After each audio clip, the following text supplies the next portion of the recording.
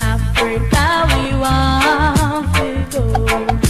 Whoa, to Africa, we want to go.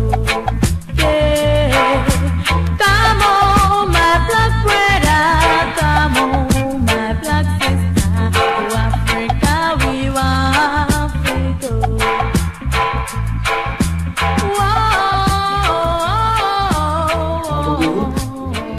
Là, vous m'entendez? Au fond?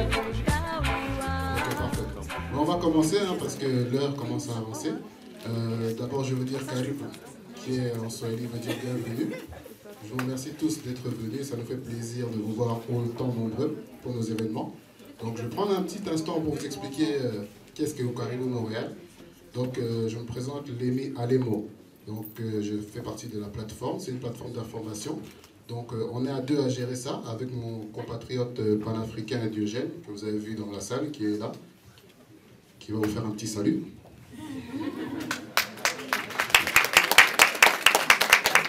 Donc, Karibu Montréal, on partage des informations qui se passent à Montréal, des informations dans la communauté afro-caribéenne. C'est-à-dire qu'on a remarqué que Montréal, c'est une ville qui est très dynamique. Il y a beaucoup de choses qui se font. J'ai vu encore cette semaine qu'il y avait des cinéastes qui se sont mis ensemble pour pouvoir commencer à produire des films noirs. Donc, nous aussi, on s'est dit qu'en tout cas, il faudrait qu'on puisse les mettre aussi en avant. Et on fait tourner tout ce qui est événements culturels et économiques. On est principalement sur Twitter et sur Facebook.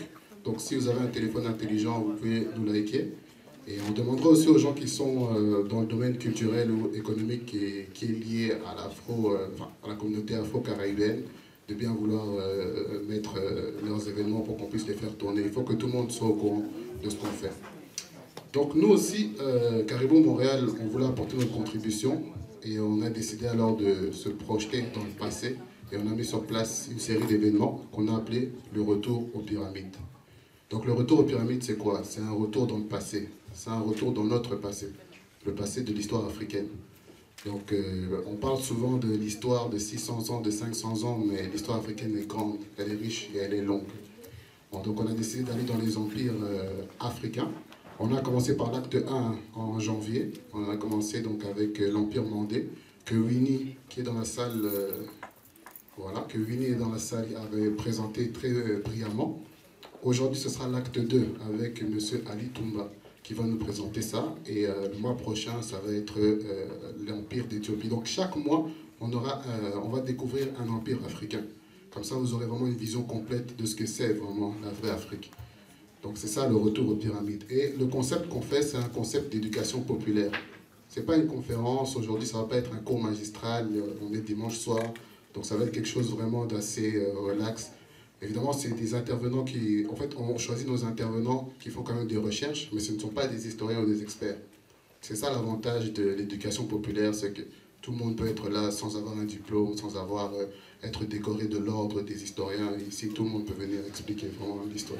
Donc, on vous enseigne, en fait, on vous renseigne sur l'histoire.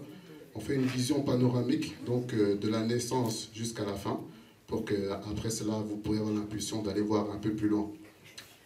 Pour Retour aux pyramides, on fait un partenariat avec M. Guy Mouchagaloussa, un autre panafricain qu'on remercie beaucoup. Nous avons aussi des bénévoles comme Cathy, Daphline et Jessica. Et Estelle, c'est ça. Et Estelle, donc on les remercie aussi de faire ça vraiment de leur propre volonté, ça nous fait plaisir. Et donc c'est ça, ce soir vous allez faire un retour au royaume Congo. Vous allez vraiment vous revenir vraiment sur les richesses qu'il y avait à cet empire-là. Alors je ne vais pas trop m'attarder, je vais juste terminer en présentant nos commandites qui sont là pour vous ce soir. Nous avons Ella Djambo, l'école de langue africaine. Oui, on peut l'applaudir, on peut vraiment l'applaudir. Quand on vous dit que Montréal bouge, en tout cas, vous allez voir qu'ici, dans votre ville, il y a une école de langue africaine. Vous pourrez être bilingue. Parce que le bilinguisme, ce n'est pas juste le français-anglais, c'est le Wolof, Lingala, c'est le créole, le Mina, c'est le Zoulou et l'Aoussa. Donc, allez dans cette école, en plus de ça, il nous fait une surprise ce soir. Il y aura un tirage qui va se faire et vous pourrez peut-être gagner une session gratuite. Donc, gardez bien votre ticket, parce que ça pourra vous emmener aussi dans les langues, qui est aussi un bon véhicule pour l'histoire. Donc nous avons Ella Jumbo, nous avons aussi les librairies K4. Parce qu'aujourd'hui, je vous ai dit, on va vous donner une information générale de l'histoire. Mais vraiment, pour aller en profondeur, vraiment, il y a des livres qui sont là. Et je vous inviterai vraiment d'aller voir la librairie K4. Nous avons aussi Taméry qui vend aussi des livres sur l'histoire, sur la culture africaine. Donc je pense que j'ai fait le tour. Il y en a aussi la commandite la plus importante, la nourriture. Hein? Donc Diana Boussi, c'est ça, Diana Boussi. Donc avec un bon petit verre qui est aussi là pour les personnes qui veulent boire. Kouvachik, merci. Et un petit Kouvachik avec un petit beignet, ça passe bien. Donc ce soir, on est en Afrique, on retourne en Afrique. Il y a aussi Quilombo Palmarès, qui est une compagnie aussi dont je fais partie, qui veut enseigner l'histoire à travers les vêtements. Donc on vend des vêtements, c'est-à-dire qu'il ne faut pas juste connaître son histoire, il faut aussi la porter. Donc c'est un peu ça le concept. Donc je ne vais pas trop m'attarder, on va commencer et je vous remercie d'être là aujourd'hui.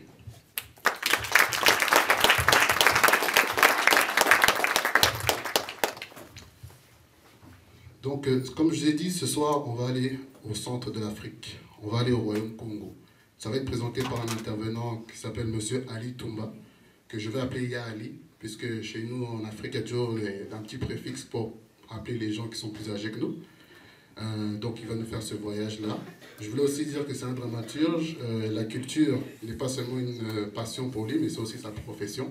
Il a fait des pièces de théâtre. Il est aussi professeur de langue à l'école Ella Jumbo. Et en même temps, il a aussi une école à Kinshasa qui donne la chance à des jeunes de familles un peu défavorisées de pouvoir avoir une éducation. Donc c'est par un groupe de parrainage. C'est seulement $100 pour qui veut. Vous pouvez aller le voir, c'est $100 et vous pourrez aider un enfant à Kinshasa à pouvoir étudier. C'est juste $100. Donc pour les personnes qui n'ont pas encore leur résolution de 2017, ce soir, je pense que vous allez savoir faire quoi. Donc on va commencer. Yali Mbote. Mbote. Ça va? Madame. Parfait, d'accord. Donc il me répond, il me dit que ça va bien. Donc aujourd'hui, on va aller au Royaume Congo.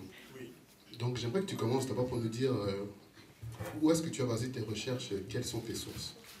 Bon, j'ai beaucoup lu d'abord Adam Oshold, Les fantômes du roi Léopold II. J'ai vu un exemplaire là-bas sur la table de Ella Jumbo. J'ai beaucoup lu aussi Le Royaume Congo de Filippo Pigafetta et Eduardo Lopez. J'ai lu aussi au pays des... en fait, il faut lire au pays des Mungwetu ou bien au pays des Mangwetu. Okay. Mais l'allemand, lui, a écrit ce qu'il entendait. Au pays des Mumbutu, un livre très intéressant. C'est un gros livre, mais ça c'est un petit extrait où quand il était au nord du Congo. Et aussi, évidemment, métallurgie et politique en Afrique centrale. Donc voilà. Et puis d'autres ouvrages qu'on n'a pas mentionnés ici, c'est l'Ancien Congo. Ancien Congo d'après Louis Jadin et Joseph Cuvillier, qui sont des prêtres qui se sont documentés. En fait, ils ont fait un travail d'éplucher les écrits des archives romaines. Hein, ils ont épluché les archives romaines pour écrire ça. Et il y a aussi un autre livre qui s'appelle Les correspondances du roi Dom Afonso avec le roi du Portugal. Ok, merci. Entre autres. Ben, on va commencer. Est-ce que tu peux nous dire déjà où est-ce qu'on se situe, le royaume Congo, où est-ce qu'il se situe? Bon, le royaume Congo s'est situé. Oui. Ça prenait le Gabon, que vous voyez là. Donc vous êtes congolaise. Et ça prenait le sud de la République du Congo, ainsi l'ouest de la République démocratique du Congo, ainsi que le nord de l'Angola. Donc vous voyez, c'est quand même c'était un grand empire. Ok Yali, mais alors le reste, parce qu'aujourd'hui on voit que la République démocratique du Congo est plus vaste. Une personne du Sud Kivu par exemple, ou du nord-est du Congo, il faisait partie de quoi? Bon, il faut faire très attention. Quand on parle du royaume Congo, on ne parle pas de la République démocratique du Congo. Okay. La République démocratique du Congo était une zone qui regroupait. J'aime beaucoup cette carte ici qui date de 1710 de Herman Moll, parce que ça explique mieux. Vous verrez que à l'ouest, le royaume Congo se trouve là, jusque là, voilà. Et puis ce que vous voyez au milieu là, ça s'appelle Éthiopia. Vous voyez, si vous regardez même l'océan Atlantique, ça s'appelle Ethiopian Sea. Ça ne s'appelait pas océan Atlantique. Hein. Atlantique, c'était l'autre bord. Ici, c'était Éthiopian. Parce que les Grecs, les Romains, tout ça désignaient en fait Éthiopie. Quand vous regardez dans les anciennes littératures, on désignait Afrique comme étant Éthiopie. Parce qu'aujourd'hui, ce qu'on appelle Éthiopie, ça s'appelait Abyssinie. Hein? Donc, c'est par... on expliquera ça tantôt, que c'est devenu... Vous voyez, l'Éthiopie, au centre là, c'est là que se trouve la République démocratique du Congo. Il y avait plusieurs empires. Moi, je ne parle pas du royaume Congo, mais de l'empire Congo. C'était parce que un royaume, c'est un royaume, un empire peut être un ensemble de royaumes. Okay. Donc il y avait plusieurs royaumes qui étaient dans le royaume Congo. Ok. On va d'ailleurs commencer, Yali. Quand est-ce que ça s'est constitué? Comment le royaume Congo s'est constitué? Bon, parler de la constitution du royaume Congo, ça revient à parler du peuplement bantou. Hein, je ne peux pas faire ce saut-là. J'aimerais, si vous me permettez, Lémi, dire que, attirer votre attention sur deux choses. C'est très, très important pour que la suite soit plus claire. La génération spontanée, on sait aujourd'hui que ça n'existe pas. Retenez ça.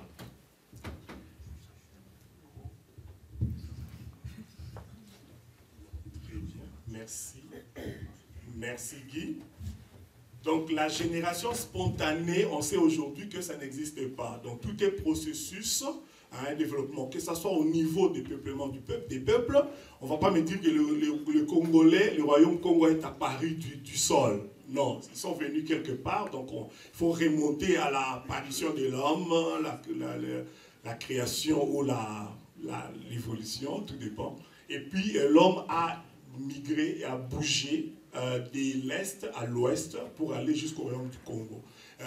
Vous savez comment ça se passe en Afrique, donc on considère une petite communauté. Après, l'adulte garçon de cette communauté-là trouve une femme dans cette communauté, vont faire aussi une petite case plus loin, et ainsi de suite, jusqu'à peupler toute l'Afrique. Donc ça, c'est une parenthèse à considérer. Suite à ces mouvements-là, ceux qui se sont retrouvés à l'extrême ouest de la carte, et ce n'est que l'océan qui les a empêchés d'aller de l'autre côté. S'il n'y avait pas d'océan, ils allaient continuer leur voyage. Donc ils se sont arrêtés justement là où s'arrête l'océan pour fonder le royaume du Congo. Et là, on est en quelle année, Yali? Environ environ, on est en 220, quand le royaume a commencé à être un royaume. Mais évidemment, avant qu'il soit un royaume, les peuples étaient là et puis ils ont décidé de s'organiser. On parle d'une femme qui a parti ça, une certaine Nzinga, et qui a parti en fait...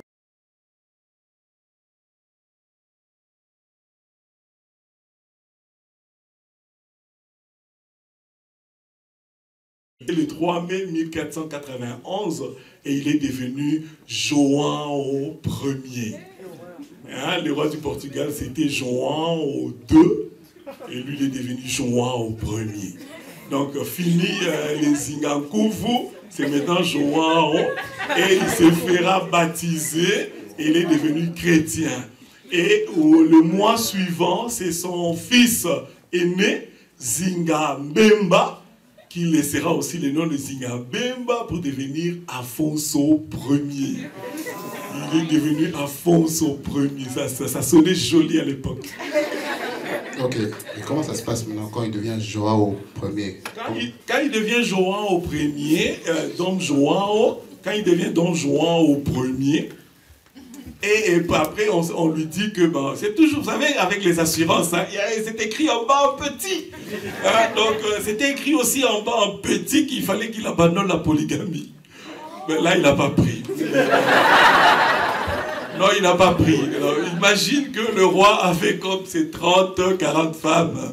Et puis on lui dit, non, il faut que tu en restes avec une seule. Donc il va y avoir des contradictions entre la religion chrétienne et la vie culturelle congolaise. Entre autres, donc ces contradictions-là, il y aura comme le problème de la polygamie, il y aura le problème de la primogéniture, qui n'existait pas au Congo, donc il faut que... C'est quoi la primogéniture? La primogéniture veut dire que c'est le premier fils qui deviendra roi à la place du roi, comme c'était le cas au Portugal. Mais au royaume Congo, on ne deviendrait pas roi parce qu'on est le premier fils du roi.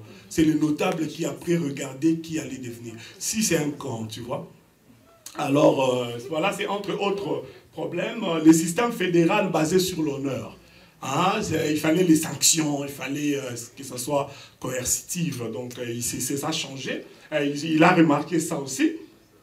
Et puis voilà. Donc tous ces écueils-là à la religion a fait que bon, le roi a dit non merci, je garde mes femmes, je remets la carte. Donc, à sa place, qui dirait le quoi? Donc il revient il remet la carte très vite, il remet la carte, et puis il revient à la religion de ses ancêtres. Et comme son fils, vous voyez, comme son fils, lui aussi était baptisé un mois après, mais lui par contre a gardé sa chrétienté. Encore une fois, pour montrer qu'au royaume du Congo, il n'y avait pas de contraintes. Le père reste chrétien, le père refuse la chrétienté, mais le fils a choisi d'être chrétien. Il y avait cette liberté-là au royaume Congo.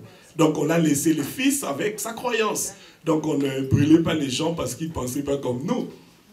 Alors il est parti à son royaume, il dirigeait le royaume de Sundi, c'est là que le père l'a envoyé. Parce qu'il y avait comme il ne pouvait plus supporter plusieurs femmes. Surtout que sa mère, à elle, c'était la première dame, la première femme. Donc, il est parti en Sundi, diriger le royaume là-bas. Et puis, voilà, le roi est resté tranquille avec ses femmes. Sans les Portugais. Les Portugais l'ont suivi parce qu'il était chrétien. Les Portugais l'ont suivi. Or, c'était une erreur stratégique pour le roi. Hein, comme dit Marcus Garvey, c'est Marcus ou Malcolm X qui a dit seul un imbécile. Seul un imbécile peut instruire ses enfants par ses ennemis. Mais ce n'était pas encore des ennemis. Hein? Ce n'était pas des ennemis. Ils sont venus dire, ok, nous on va à Sundi. Mais à Sundi, là-bas, ils ont brainwashing le petit. Ils ont lavé le cerveau du petit. Excusez mon anglais. Ok, maintenant, en 1509, que se passe-t-il? Ah, qu'est-ce qui se passe après? Quand le roi meurt. Quand le roi meurt finalement, ben, les notables, comme à l'accoutumée, ont décidé que c'est le fils d'une autre femme qui s'appelait Zinga Panzu, qui allait devenir le Mwenenkongo. Ils n'ont pas désigné l'aîné, ils n'ont pas pris... Non, ils n'ont pas pris l'aîné, ils n'ont pas pris l'aîné. Peut-être qu'ils n'auraient même pas pris, même s'il n'était pas chrétien. C'était toujours les notables qui regardaient. Zinga Panzu était dans la tradition, et puis respectueux, et tout ça. Vous voyez, un étranger arrive, le papa dit non, je ne veux pas, et toi tu dis oui. Déjà, tu vois, c'est un faible. Alors, il est parti avec le Portugais, donc on a donné le pouvoir à Zingampanzu, qui est devenu le Mwenenkongo. Mais l'histoire raconte que quand la mère a su que le père allait mourir, il a dépêché des gens pour aller appeler son fils. La mère aussi était chrétienne parce que ça l'arrangeait. La chrétienté était contre la polygamie. Elle était la première femme. Vous devez partir, vous devez partir. Vous voyez, donc ça l'arrangeait, quoi. Ça l'arrangeait. Et son fils aussi.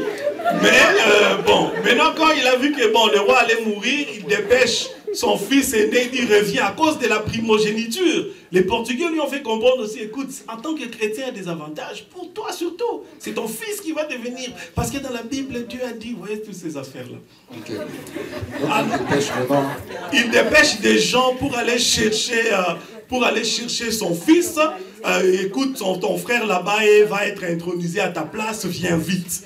Il arrive, mais le frère était déjà intronisé, le roi était déjà mort, mais lui, Zinga Afonso Ier, apprend que Zinga Panzu devient roi, il lève une armée de Sundi pour venir combattre son frère. Donc ça, c'est une première. C'est une première. Et puis avec l'armée portugaise. Avec l'armée portugaise, suprématie militaire, les armes à feu, les canons et tout ça, et des chevaux. Et ce que vous voyez ici, c'est l'emblème du roi Afonso Ier. L'emblème, vous voyez les sangs qui coulent de ces casques-là, vous voyez les 5 épées en l'air. Ils ont dit que c'était les soldats de Dieu qui sont venus, les anges. Hein, les anges sont venus. Mais c'était les Portugais habillés en blanc avec les épées comme ça. Mais les paysans, tout ça, n'étant pas très habitués avec les chevaux, ils ont vu. Après, il y avait une grosse croix. Ils ont dit la croix Saint-Jacques. La croix du Saint-Jacques était dans le ciel. Qui a dit ça? Les Tinos? Non, les Tinos et les autres, c'est la nouvelle qui était répandue parce que Afonso Ier a gagné la bataille. Alors, vous savez, hein, c'est toujours le vainqueur qui écrit l'histoire. Hein, après. Parce que Zingampanzu sera décapité. Hein, sera décapité, vous voyez, son frère, il sera décapité et puis sa tête. Et vous voyez, vous allez voir par après cette pratique continuer avec, c'était vraiment du portugais. C'était un peu leur façon de faire. Donc ils venaient...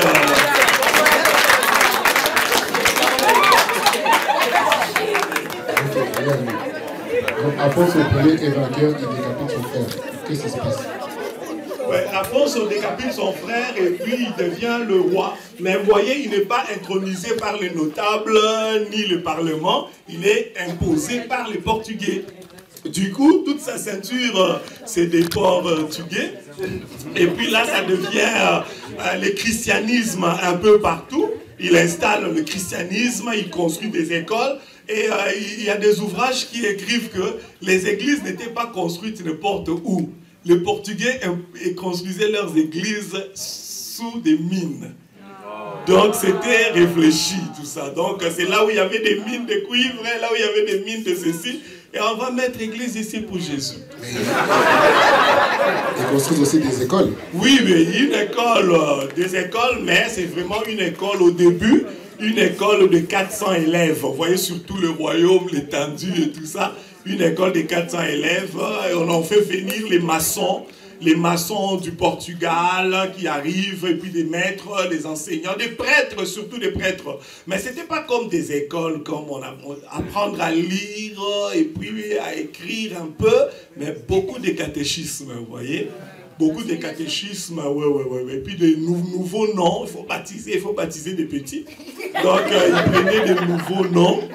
Ma mère me raconte que on demandait aux enfants, ton nom chrétien c'est quoi? Ton nom de Dieu, pas de nom chrétien, mais ton nom de Dieu c'est quoi? Elle disait Christine.